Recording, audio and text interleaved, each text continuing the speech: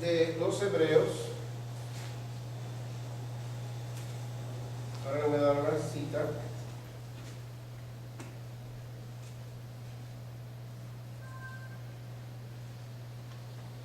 Es el capítulo 12, versículo 1.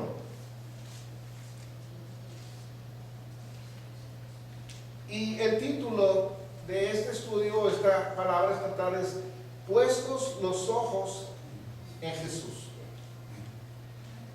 Y cada vez que nosotros leemos una palabra, tenemos que entender qué es lo que se nos está diciendo. No podemos recibir una instrucción que no entendemos y pretender cumplirla, ¿verdad?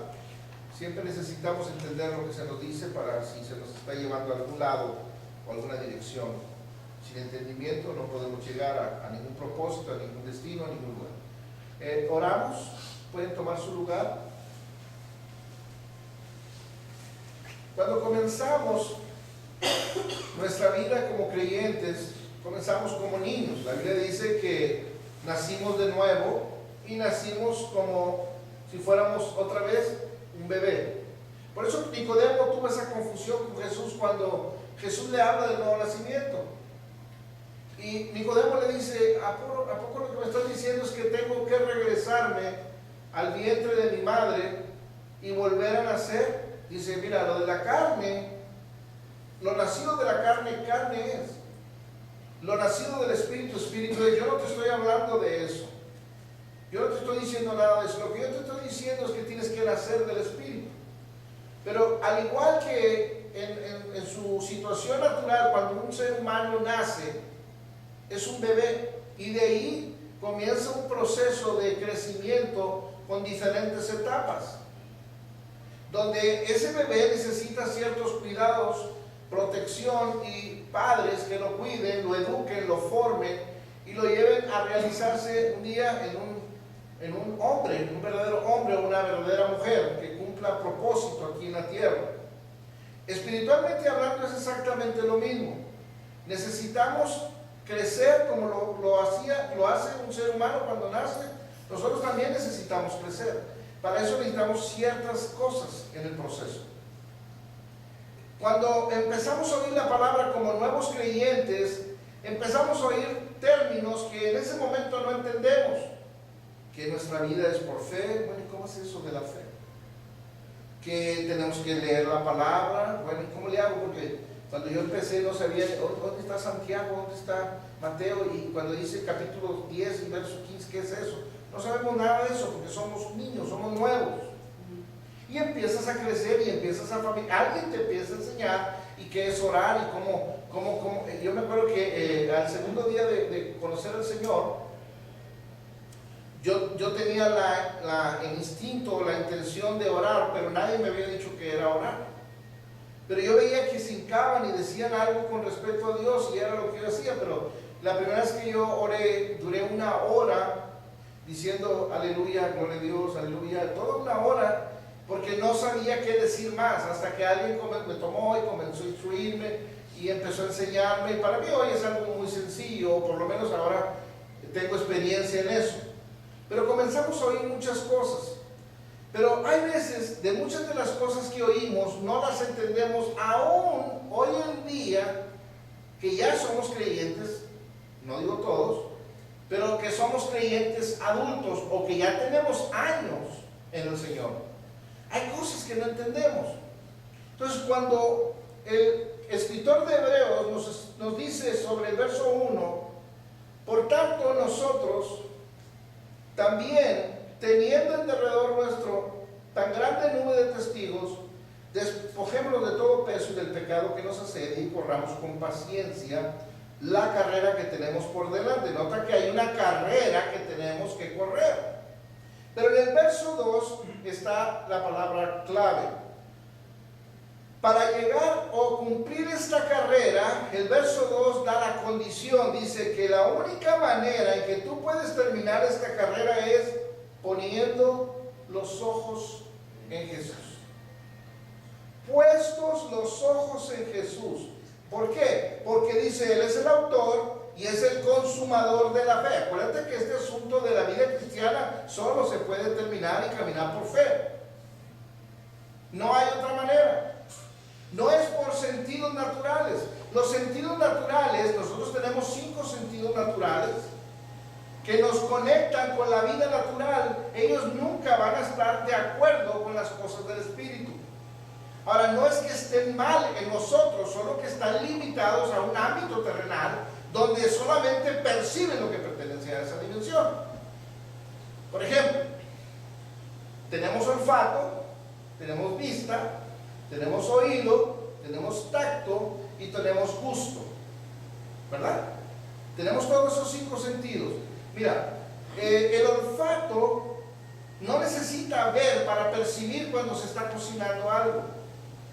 ¿Cuántas veces usted no ha ido así por mañana, en la mañanita temprano, pasa por una casa y están guisando chorizo con huevo con tortillas de harina? ¿Cuántos les ha pasado? Y los ojos no pueden decir nada, pero el olfato dice, ahí, por ahí, detrás de aquellas paredes, alguien está cocinando chorizo con huevo y tortillas de harina. ¿Cómo sabe el olfato eso? Y los ojos dicen, pues yo no veo nada. Y los oídos dicen, pero yo no oigo nada. El tacto, pues yo no toco nada. El gusto, pues necesito probar. Pero los ojos sí tienen esa capacidad, porque así es el discernimiento y así es la fe. Pero solamente la fe es aquello que percibe lo que no se ve en lo natural. Y es a través de la fe que nosotros caminamos con Jesús y corremos una carrera que está aquí, y que Pablo dijo un día: he acabado la carrera, he peleado una buena batalla, he guardado la fe, he terminado la carrera. Ya de aquí nada más lo que me resta, él dice que me corten la cabeza, porque cuando él está escribiendo esto, le dice a Timoteo: estoy a punto de ser sacrificado. Mientras Pablo escribía esa palabra, ¿cómo se llaman esos encapuchados negros? ¿Cómo le dicen? El verdugo estaba afilando el hacha con la que iba a matar al apóstol. Pero mira qué tremendo esto. O sea, alguien que está a punto de ser ejecutado, y de la manera en que va a ser ejecutado es Pablo, con aquella filosa herramienta. En lugar de empezar a preocuparse y a orar, y ojalá que estuviera Pedro aquí con toda la iglesia para que intercedieran por mí y a ver si me libra Dios de esto, él dice: no, yo ya acabé la carrera. Si este hombre quiere cortar, si este es mi día, entonces lo único que va a hacer con esa hacha es darme mi pasaporte directo para la presencia del Señor. Pero le dice a Timoteo: ¿sabes una cosa, Timoteo? Yo ya hice lo que tenía que hacer. Yo corrí la carrera, guardé la fe y acabé todo lo que tenía que hacer. Solo me resta, dice, morir y recibir la corona de vida, no solo para mí, sino para todos los que hacen la voluntad de Dios. Y yo he terminado. Y necesito esa fe. Pero ahora la palabra de Dios nos dice aquí que la clave para llegar o cumplir esa carrera es poner los ojos en Él. Entonces, ¿qué significa eso? Si yo quiero hacer práctico esta palabra, ¿qué tengo que hacer? Salirme en las mañanas temprano, empezar a ver las nubes hasta que aparezca Jesús. Una vez que lo encuentre, ya no me quito la mirada de Él. Bueno, eso es lo que literalmente pudiera entender alguien, pero yo creo que de antemano usted y yo sabemos que no es eso. No sería lógico. Si así fuera, usted tendría que quedarse y eso sí lo encuentra. Estoy hablando de estos ojos. Entonces, si no está hablando de eso, entonces ¿de qué está hablando? Porque si me dice que yo ponga los ojos en Él, porque Él es el autor, consumador de la fe, el cual por el gozo puesto delante de Él sufrió la cruz, menospreciando el oprobio, y se sentó a la diestra del trono de Dios. Entonces, ¿qué significa? Si yo quiero obedecer esta palabra, ¿cómo es que yo pongo los ojos en Él? ¿Y cuáles ojos?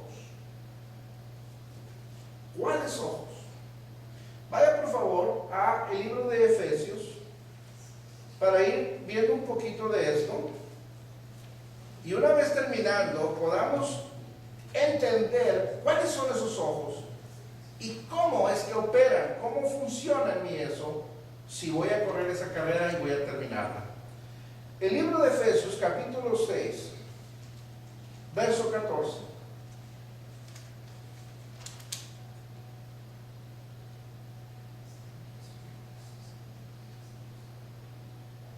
¿Lo tienen? Amén.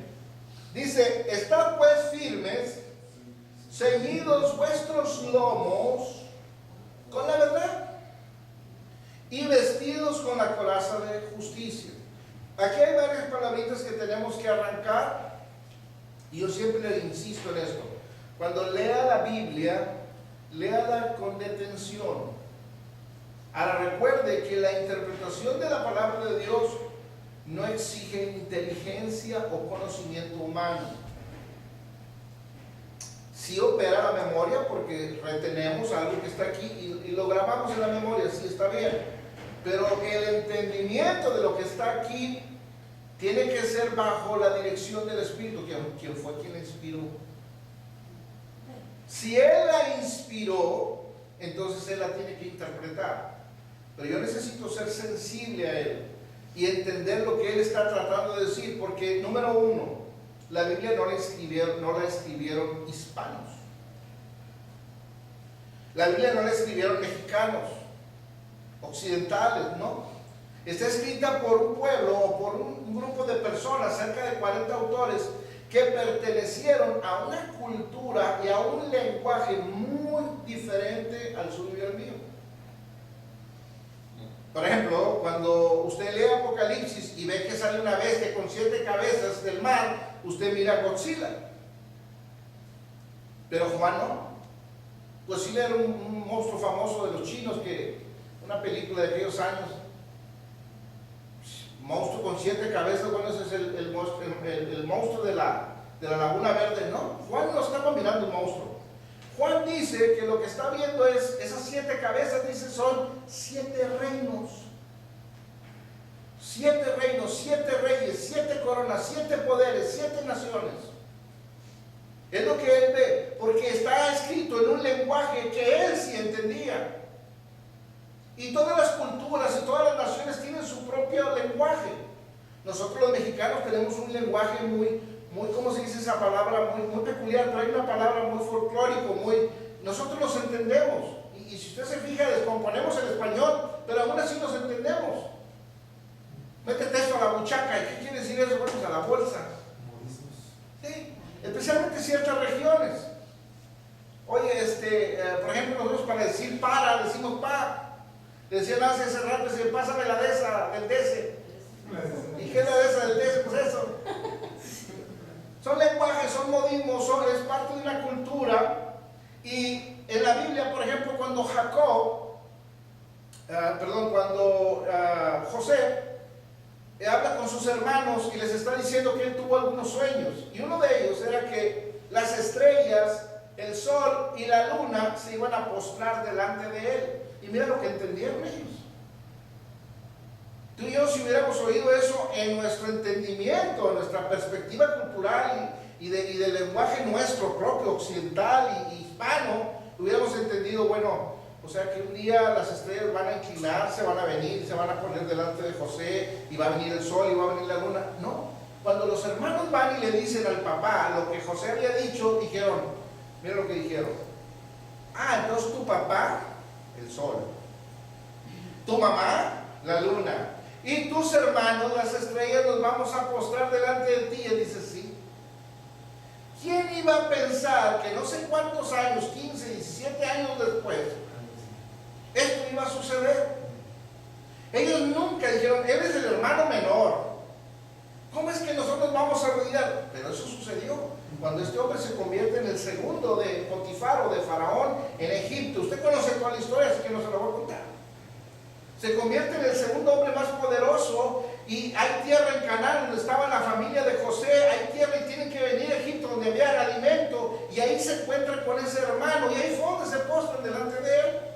Pero miren qué lenguaje fue dicho. Entonces hay palabras en las escrituras que tenemos que entender, y cuando Pablo está hablando aquí que nosotros tenemos que ceñirnos con la verdad y los lomos con la verdad, yo tengo que entender de qué está hablando. Primero dice ceñirse, es una palabra clave aquí. ¿Qué te tienes que ceñir? Los lomos. ¿Con qué te tienes que ceñir los lomos? Con la verdad. Primero tengo que entender qué es ceñirme. La palabra ceñirte en términos bíblicos es vestirte, ponerte, tomar, ponerte. Síguete. ¿Qué cosa? Los lomos. Ok, entonces asumo que la verdad es la palabra. Entonces agarro la Biblia más grande que haya, la forma Thompson, la más pesada, la Nelson, la Holman, ahorita están saliendo las Biblias, están como este tamaño, y te la pones amarrada aquí, y ya tengo mis lomos con la verdad. Pero no está diciendo eso. Pero entonces, ¿qué está diciendo? Bueno, Pedro toma más tiempo para explicar qué es eso. Pablo no le interesa, no se molesta en explicar qué son los lomos, porque los lectores del tiempo de él sabían que eran los lomos. Vamos a ver, Primera de Pedro. Primera de Pedro 1, verso 13. ¿Qué dice ahí?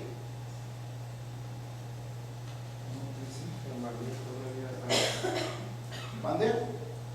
Llamamiento a una vida santa. Ajá, pero ¿cómo dice el 13? Por tanto, ceñid los lomos de vuestros entendimientos, ser sobrios y esperar por completo en la gracia. Nota, gracias hermano, nota que Pedro aquí ya no menciona la verdad, pero sí dice que lomos. ¿Cuáles son los lomos? Pero ahí, ¿cuáles lomos son? ¿Qué son los lomos según Pedro? Que Pablo no explica. ¿Ceñidos los lomos de dónde? De vuestro entendimiento. Entonces, ¿cuáles son los lomos? El entendimiento.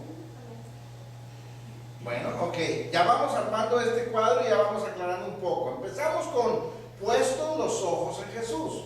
Y dijimos que si hemos de caminar y correr y acabar la carrera que tenemos por delante, necesitamos, ¿qué cosa? Necesitamos, dijimos, a poner los ojos en Jesús. Pero ya dijimos que no son estos ojos. Entonces ahora vamos a ver que necesitamos ver lo que dice Jesús aquí, Pablo, cuando dice que la verdad debe de ir en el entendimiento, dice Pablo y Pedro. Y ya una vez que está la verdad en nuestro lomo del entendimiento, entendemos que en la Biblia no siempre ojos son estos que están detrás de estos cristales, sino esto que está aquí. Esto que está aquí. Mira, vaya por favor a Eclesiastés 2:14 para ver dónde tenemos los ojos del entendimiento.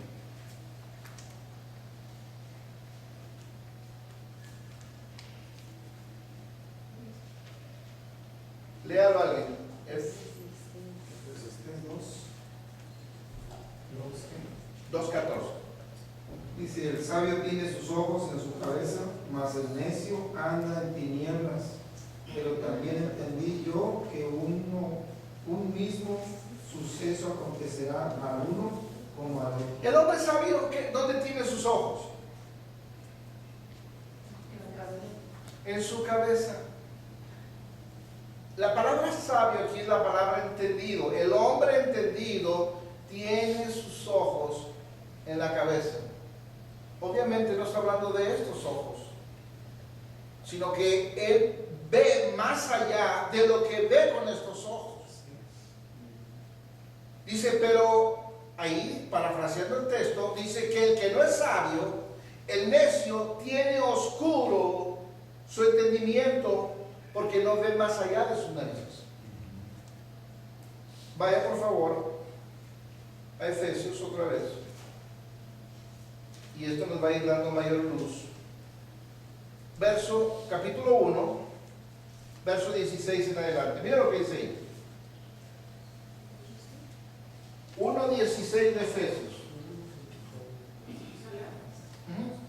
No ceso de dar gracias por vosotros, haciendo memoria de vosotros. Hasta ahí nada más. Primero dice Pablo, está escribiendo a la iglesia de Éfeso, yo no ceso, no paro, siempre vaya, estoy dando gracias por ustedes y me acuerdo siempre de ustedes en mis oraciones. Vamos a ver para qué está orando por ellos, por qué se acuerda de ellos. En el 17 lo dice, ¿para qué? para que el Dios de nuestro Señor Jesucristo, el Padre de gloria, os dé espíritu de sabiduría y de revelación en el conocimiento de Él. Este es el conocimiento de Él. Hermanos de Éfeso, cada vez que me acuerdo de ustedes y oro y doblo mis rodillas y le pido a Dios por ustedes, le digo: Señor, dales espíritu de sabiduría y de revelación en el conocimiento. Y no dice para qué. Verso 18, que dice: alumbrando, ¿qué cosa? De vuestro entendimiento. Alumbrando, la palabra alumbrando aquí es iluminando, trayendo luz.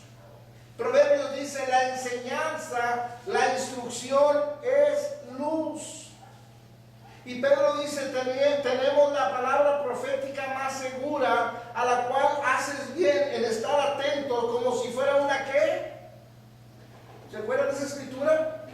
Como si fuera una antorcha. La palabra antorcha en nuestro tiempo ya no es muy común, pero una antorcha es algo al que le pones una estopa arriba, le echas gasolina y tienes fuego y puedes entrar a un lugar oscuro, una cueva por ejemplo, y es como si fuera una lámpara de mano y te va iluminando. Dice Pedro: tenemos esta palabra profética y es segura y es como si fuera una antorcha que alumbra en el lugar oscuro. Es en tu camino, en tu carrera, mientras tú puedes tener el entendimiento ceñido de la verdad. Y acuérdate que la verdad no solo es Jesús, sino Jesús es la verdad, es una persona.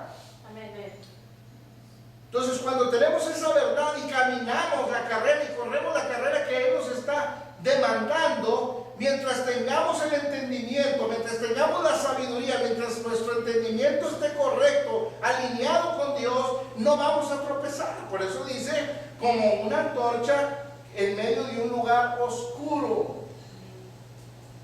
Porque si no, te vas a perder, te vas a tropezar. Entonces está hablando dice: alumbrando los ojos de vuestro entendimiento,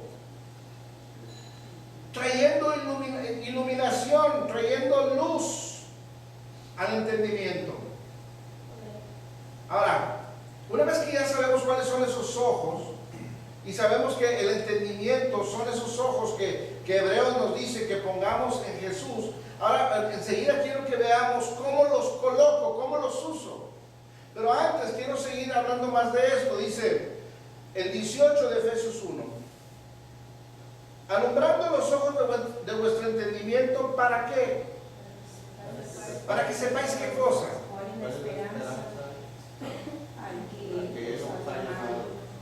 Número 1, mira, vamos a desglosar esto. Primero dice que necesitamos que nuestro entendimiento esté alumbrado, que no esté en oscuridad. La palabra, lo contrario de oscuridad aquí, en este contexto que estamos hablando, es ignorancia. Como dice el dicho: el que no sabe es como el que no ve. Y Oseas capítulo 4 versículo 6 dice: mi pueblo perece porque le falta, no dice que no tiene, le falta conocimiento. No el conocimiento de los hombres, no el conocimiento de las escrituras de memoria aquí, no, la revelación del conocimiento. Por ejemplo, escúcheme, cuando Martín Lutero, que era un sacerdote jesuita, uno de los principales del clero católico en el año que él vivió, que estaban en Alemania, regía en la iglesia, regía todo lo que era el sistema establecido religioso católico, donde la salvación y todo lo que era de Dios se recibía por medio de indulgencias. Entonces el pueblo que quería ir al cielo y que quería recibir beneficio y aceptación de Dios y amor de Dios, todo, estaba obligado a hacer cosas para recibir, o sea, pagar por lo que Dios le diera, porque esa era la enseñanza que había. Le estaba diciendo al pueblo: ¿tú quieres ir al cielo? Mira, el Papa, si te sella él un papel donde lo firma él, nadie te va a evitar la entrada al cielo. Y la gente creía eso. Hasta que un día este sacerdote, un día le fue iluminado el entendimiento y una escritura que él había leído muchas veces, porque estás hablando de un hombre que era preparado, teológicamente hablando, tenía años de estudio. Desde su niñez había estudiado toda la Biblia y todo lo que era cuestión teológica. Así es que el libro la escritura que él citó y que Dios le revele y le ilumina su entendimiento para que viera una verdad que estaba velada, que no se veía, fue una de Romanos donde dice: el justo por la fe vivirá. Él ya había leído eso, pero no fue hasta ese día que se abrió su entendimiento y él pudo ver esa escritura, y entonces pasó lo que pasó. Gracias a eso fue él y desbarató todo ese sistema, lo tumbó, lo hizo añicos él solo, y de ahí la iglesia se libera y comienza otra vez su camino. Si no, hubiera desaparecido. Ahora, no fue Martín Lutero, fue Dios. Pero ¿cómo sucedió esto? Una verdad oculta, revelada a través del entendimiento. No era letra, era un rema, una palabra revelada. Él la vio y algo sucedió. Y aquí dice Pablo, dice que él está pidiéndole a Dios para que la iglesia de Éfeso, y a usted lo incluye y a usted y a mí nos incluye, si tomamos que este libro es un libro profético y que está diseñado para cualquier tiempo, es como Dios, es el principio y el fin, es el eterno, siempre, es el mismo de ayer, de hoy y de siempre, así es la palabra. Y si consideramos eso, entonces Pablo también nos está diciendo a nosotros, está diciendo: yo le pido a Dios que les dé entendimiento, que les ilumine su entendimiento, que haya revelación, para que sepan. Y dijimos, número uno, ¿cuál es qué? La esperanza a la que Él los ha llamado. ¿Qué más? Estoy en el verso 18 de Efesios 1. Esperanza A la que Él los ha llamado. ¿Y cuál es? De la gloria de su herencia en los santos. O sea, hay una riqueza suya, hay una herencia suya, y Pablo está diciendo: necesito que tu entendimiento se abra para que sepas que eres heredero. El asunto es que empezamos a ver a Dios como un Dios religioso que está en el cielo, yo estoy acá en la tierra, y doctrinalmente hablando nos ponen aquí conocimiento de, bueno, Dios es mi Padre, pero cuando realmente Dios es tu Padre, tú vas a demostrar que tienes el entendimiento de eso si lo tratas como tal. Por ejemplo, usted no trata del mismo modo a un vecino como trata a su hermano carnal. No es lo mismo, porque usted está convencido que un hermano carnal suyo, por ejemplo, usted a un vecino que le llama y le pide un favor, se puede dar el lujo de mentirle y decirle: oye, no puedo, el carro no tiene gasolina y todo. Pero cuando usted tiene un hermano al que le habla y dice: oye, ven por mí. Es más, los hermanos no se piden favores. Yo sí estoy tirado con mi carro y mi hermano está aquí en la ciudad, yo no le digo: oye, no me hagas un favor, mira, es que aunque sea a las 4 de la mañana, oye, ven por mí, me quedé. ¿Qué me hace pedirle eso de esa manera? Es mi hermano. Y si Dios es mi Dios y es mi Padre, entonces yo tengo que tratarlo como eso. ¿Y qué implica tratarlo como eso? Confianza, seguridad, no temor. De verdad, confianza me puedo hacer. Es mi papá. Y lo que es de Él es mío. ¿Y qué es de Él? Pues todo. Entonces, ¿qué es mío? Pues todo. Ay, hermano, es que eso, bueno, pues lo cree o no lo cree. Porque está en la Biblia, cuando no lo cree, cuando no cree algo, arranca esa hoja y te diga: esta no. Es mi papá. Yo le he dicho muchas veces, yo vivo ahorita, actualmente vivo con mi mamá, mi papá no vive ahora, pero por ejemplo, yo cuando llego a la casa, yo le digo: oiga, doña Amalia, me presta el control de la televisión y me deja ver la televisión un ratito. Yo no le pido permiso. Ni le pido permiso para ir al refrigerador y preparar un sándwich. Ni le pido permiso para prender la estufa y calentar calentar algo y comer. Es más, le digo, mamá, quiero, a veces le hablo desde acá, oye, voy a llegar en una hora, prepárame unos huevitos de así, así, así, porque es muy buena para cocinar, un día la invito. No puedo, un día la invito. Porque porque es mi mamá. Y estoy seguro que usted también hace eso con los suyos y viven aún. Pero con el vecino no hacemos eso. Porque sabemos que no hay familiaridad, por mucha aprecio que haya, no hay esa familiaridad. Entonces Pablo lo que está diciendo, necesito que les sea revelado tres cosas que están aquí. Número uno, identidad. Soy hijo. Número dos, posesión. Soy heredero. Y número tres, posición. Estoy sentado en lugares celestiales con él. Entonces, soy hijo, tengo herencia y estoy en lugares de gobierno con él. Entonces él dice, yo quiero que ese entendimiento se abra para que puedas ver esas verdades y puedas caminar en ellas. ¿Cuándo sé que se abrió el entendimiento? ¿Cuándo sé que yo entendí esto y lo recibí? Cuando yo comience a caminar en esta dimensión y manifestarlo en la tierra. Por ejemplo, en la dimensión del espíritu, todo es sobrenatural. Todo tiene carácter de milagro, o sea, es súper poderoso todo, porque ahí está Dios. Entonces, hacer que un paralítico en la tierra se levante. ¿Se acuerdan cuando aquellos hombres vinieron tentando a Jesús, de aquellos que agujeraron un techo y metieron a un hombre, y vinieron y le preguntaron, y los fariseos oyeron que Jesús le dijo, levántate, toma tu lecho y levántate, tus pecados te son perdonados? ¿Se acuerdan lo que dijo Jesús? ¿Qué les contestó? Dijeron, yo les voy a preguntar algo, ¿qué es más fácil? Decirle a este hombre, tus pecados te son perdonados, o levántate y anda. Y yo le hago la pregunta esa a usted, ¿qué es más fácil? Mira, lo primero es bien fácil, cualquiera puede decir que perdona pecados. Y nunca vas a saber qué tan cierto es o no si no conoces la verdad. De hecho hay gente perdonando pecados en cabinas. Porque eso lo puede hacer cualquiera. Pero decirle a un paralítico, levántate y anda, eso no lo puede hacer cualquiera, solo Dios. Porque le están preguntando, ¿eres Dios? Pues déjame demostrarte, no te lo voy a decir, te lo voy a demostrar. Y a este hombre por eso le digo, levántate y anda. Y cuando ve que se levanta, él está diciendo, soy eso que ustedes no quieren creer. Eso es traer el cielo a la tierra. ¿Y cómo Jesús podía hacer esto? Porque tenía esto en su corazón. Mire, vaya por favor a Juan 13, 3. Creo que es Juan 13, 3. Juan 3. Ahorita le digo si es Juan 13. 13, 3.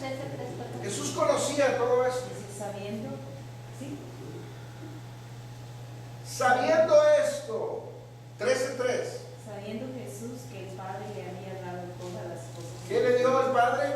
Todas las cosas en las manos. ¿Se acuerdan? ¿Se acuerdan que estaba en el río Jordán bautizándose? Y se acuerdan que Juan lo está bautizando y se oye una voz del cielo que dice, este es mi hijo amado en quien tengo complacencia. Y luego hay otra escritura en otro paralelo de los evangelios donde dice Mateo, dice, y el Padre le abrió los cielos. Eso significa, le dio toda la herencia. Y Jesús sabía eso, por eso caminaba en esa dimensión sin despegar sus pies de la tierra. Y por eso los milagros, las maravillas, todo el poder de Dios se manifestaban en él. Por eso Pablo cantaba un corito, aunque no era músico, cantaba un corito y se rompían las cadenas, la tierra temblaba, las cárceles se abrían y se salían los presos. Traía el cielo a la tierra. ¿Cómo caminaba en esa dimensión? Porque él entendía, tenía este entendimiento. ¿Y cómo le vino este entendimiento? Revelado. Revelado aquí en su mente. Por eso Pablo dice, vaya por favor al capítulo 12 de Romanos, verso 2.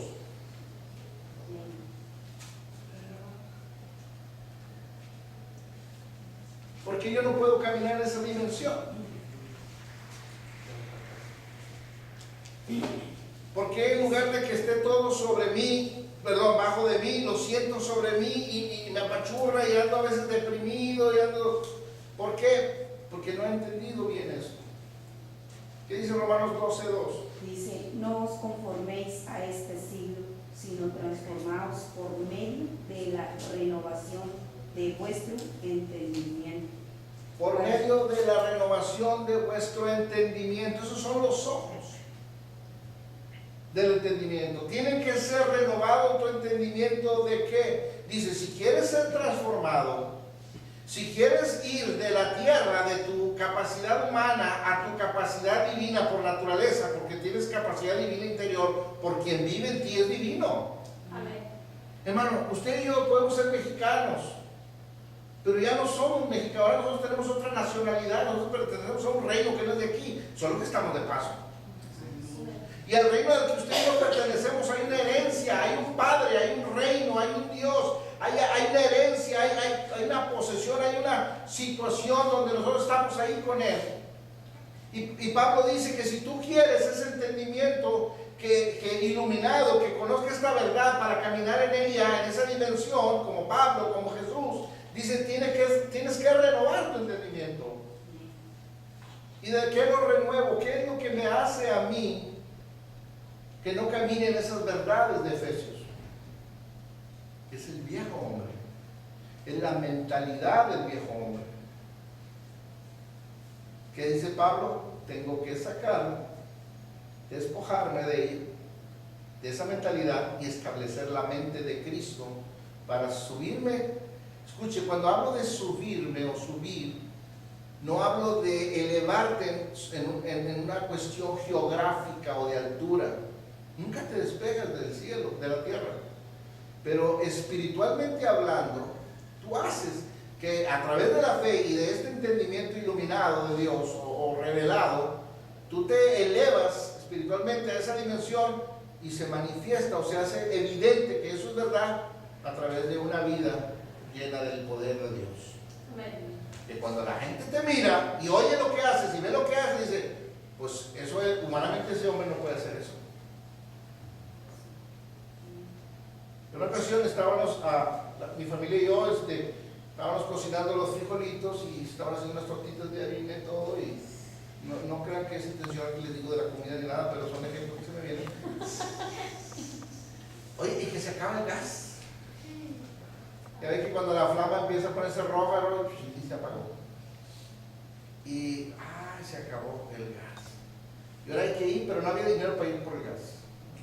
Entonces agarré el tanquecito, lo desconecté de la línea, lo purgué, saqué lo que quedaba, era puro aire, y estaba limpiando. Dije, bueno, ahora voy a esperar que Dios diga a qué horas vamos a llenarlo, y lo hice a un lado, y sentí bien clarito que Dios me dijo, conéctalo. Ponlo para atrás, como dicen aquí en el valle. Cuando lo cargué otra vez estaba pesado. Lo conecté y duró un mes. Gloria a Cristo, aleluya. Otra ocasión, la camioneta se quedó sin gasolina y no teníamos para la gasolina suficiente para ir a la gasolinera. Entonces un concuño me dice, oye, yo traigo aquí una yoguita de esas de leche, de esas de 4 litros, y pues mientras con eso llegas a la gasolinera. Y cuando él sacó su manguera, y usted sabe cómo le hacemos aquí los mexicanos para echar gasolina, y llenó de su camioneta, llenó esa yoguita, y lo de ahí la quisimos meter a la camioneta, al tanque de la camioneta.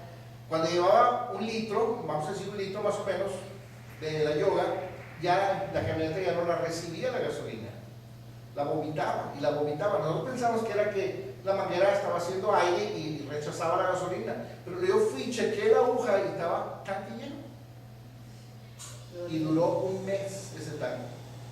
O sea, ¿qué estoy diciendo? Eso solo opera aquí en la tierra del cielo. Amén. O sea, no hubo que ir al cielo donde está el Señor para hacer eso, no. Él vino acá. Porque fue lo que hizo Jesús, trajo el cielo a la tierra. Y aquí el reino de los cielos se ha acercado. ¿Y cómo le hago yo para vivir en esa dimensión? Bueno, yo tengo que recibir esa revelación, que mi mente sea transformada, que mi mente sea renovada. Volvemos a Efesios capítulo 4.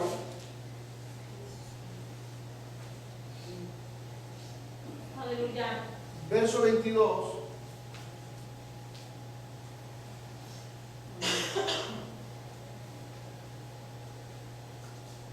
Bueno, aquí no solo nosotros estamos escuchando escuchando esta palabra, los muchachos encargados de esto lo suben, y Nancy suben esto decirle hermano, al YouTube, y mucha gente lo ve, mucha gente ve esto. Entonces estamos transmitiendo a muchas partes del mundo, porque mucha gente ve eso. Entonces no solo usted está viendo esto. 4:22, ¿qué dice?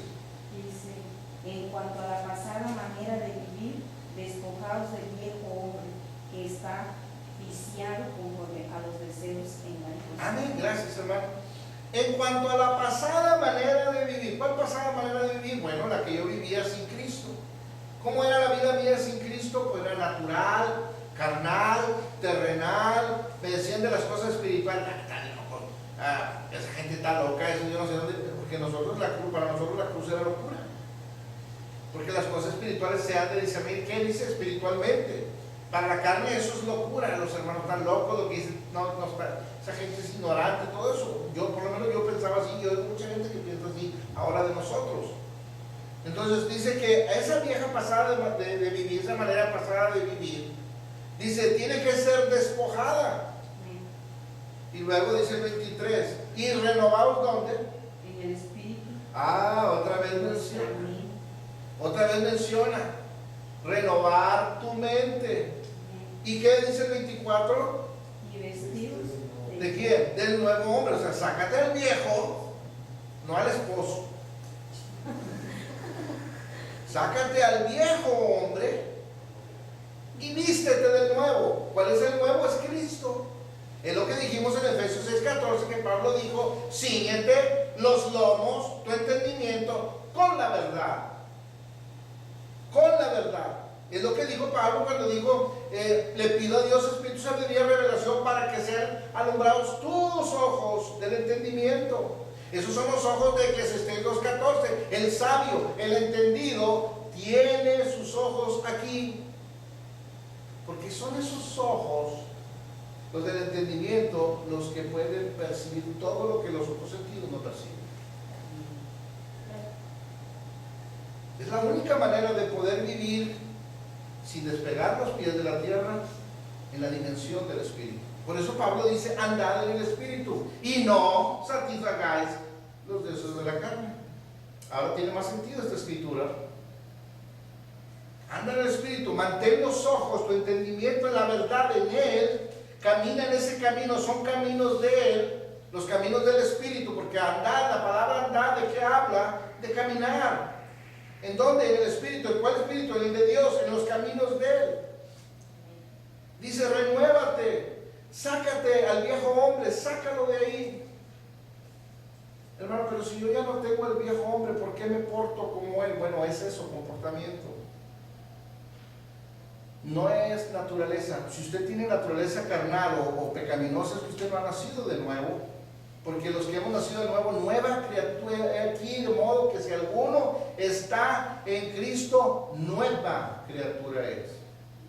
Hermanos, que tenemos la vieja naturaleza y la nueva juntas. No es como los teléfonos que tienen Telcel y Movistar juntos y tienen dos chips. No es así.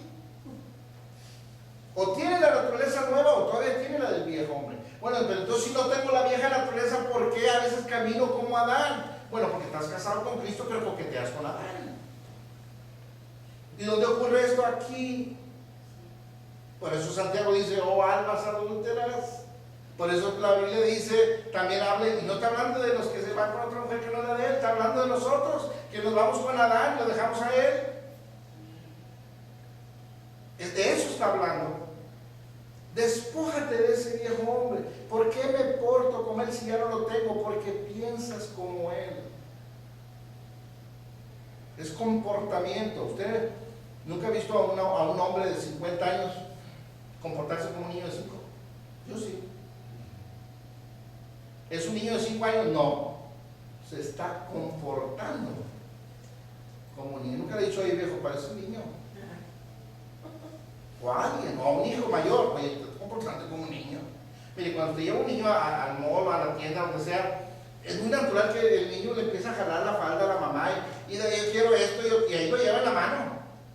Él no sabe si hay dinero, ni le interesa, ni sabe si se va a pagar la luz, ni nada. Ese es un niño. mamá, yo quiero que compre, ándale, sí, son tercos y saben cómo manejar a veces la gente. Y a veces sale con su compra. Ándale, por favor, cómpramelo, mira. Y a veces uno se comporta así. No es que somos niños, es un comportamiento. Entonces yo necesito despojarme de esa manera de pensar, porque la Biblia dice que ya no existe. Ahora necesito establecer la del nuevo hombre, la de Cristo, y caminar con Él por la fe a través de la verdad de la palabra. Y necesito entender, vaya por favor Efesios 1 otra vez. Y entro a la parte final de este tema, de cómo aplico esto. Aquí vamos a ver, ¿cómo aplicamos esto? Para que funcione. Yo quiero que me funcione, hermano. Ya entendí lo que me dijo, ya más o menos capté lo que dije, pero ¿cómo lo practico? ¿Por qué? Porque mañana, es más, ni mañana, casi saliendo de aquí inmediatamente, el viejo hombre quiere salir. ¿Cómo le hago cuando llego a un lugar y percibo que estaban hablando de mí y se siente un ambiente hostil, tenso, y las personas se callan, la mayoría se callaron?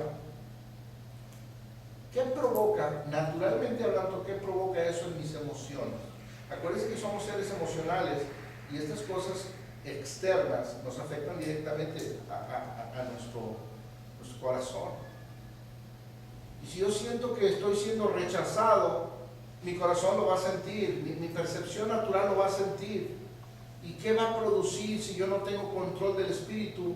¿Qué va a producir eso? Aún aunque no esté seguro que está pasando eso, nada más al percibirlo, al olerlo, ya me causa cierta cosa aquí adentro y cambia mi semblante. Si yo pensaba entrar y saludar a todos con abrazos, ¿cómo están todos? Ya entro con cierta reserva. ¿Cómo están? Buenas tardes. Mientras estoy checando qué está pasando.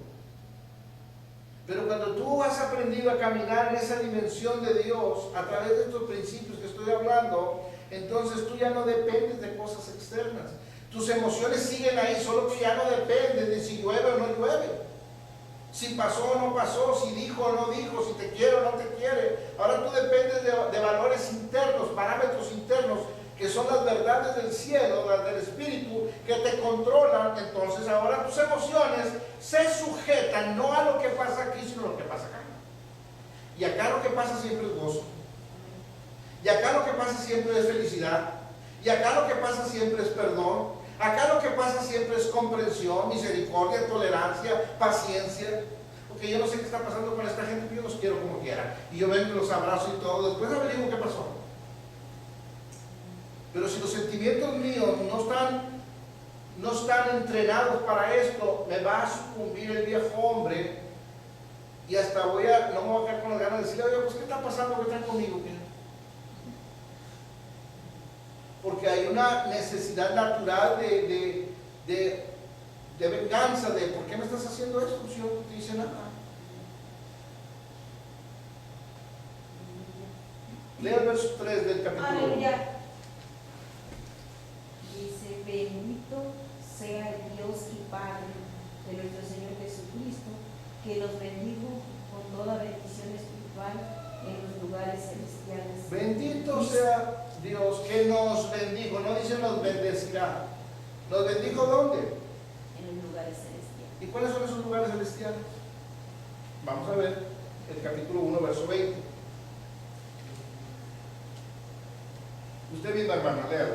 Y dice: la cual operó en Cristo, resucitándole de los muertos y sentándole a su diestra en los lugares celestiales. Ok, Jesús resucita y dice que es ascendido ¿a dónde? A los lugares celestiales, donde dice acá el verso 3 que Dios nos bendijo. Pero ahora lea el capítulo 2, verso 6. Dice: y juntamente con él nos resucitó. Entonces no nada más resucitó Él. ¿También quién resucitó? Diga, yo también. ¿Y qué más pasó? ¿Y qué? Y asimismo nos hizo sentar Amén. en los lugares celestiales. Entonces, ¿dónde estoy sentado con Él? En En lugares celestiales. ¿Cuándo sé que estoy sentado? Porque esto no es físico, mi hermano, pero es real. Es real. Entonces, ¿cuándo sé que sí estoy sentado? Cuando estoy manifestando en mi vida lo que no es de la tierra. Cuando empiezo a vivir esa vida sobrenatural, entonces, en todos los aspectos, entonces me doy cuenta que he entendido que estoy en lugares celestiales. Que he entendido que yo ya estoy sentado allá. Sabiendo esto, para que sepas, es la misma palabra que se usó para Adán y Eva, pero ellos para descender de donde estaban, que estamos tratando nosotros de subir, ellos descendieron. Es la misma palabra. Dice, y comieron del fruto, y ella también dio a su marido. Dice, y fueron abiertos sus ojos. Adán y Eva eran ciegos. Entonces, ¿cuáles ojos abrieron? Otra vez, del entendimiento. Y dice, y conocieron que estaban desnudos. No dice se vieron. Ellos siempre se habían visto desnudos. O sea, no hay tal cosa que Eva le dijo a su esposo Adán, oye, nunca te había visto así. Yo no conocía eso de ti. No hay.